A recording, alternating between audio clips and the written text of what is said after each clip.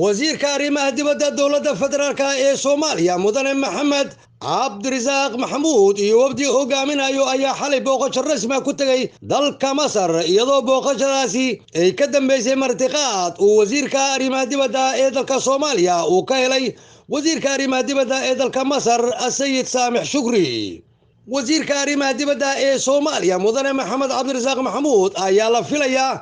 in inta uu joogo dalka Masar uu kulamo iyo wada hadallo rasmi ah la yeesho mas'uuliyiin kala duwan oo igu horeeyaan mas'uulka ugu sareeya wasaaradda arrimaha dibadda ee dalka Masar,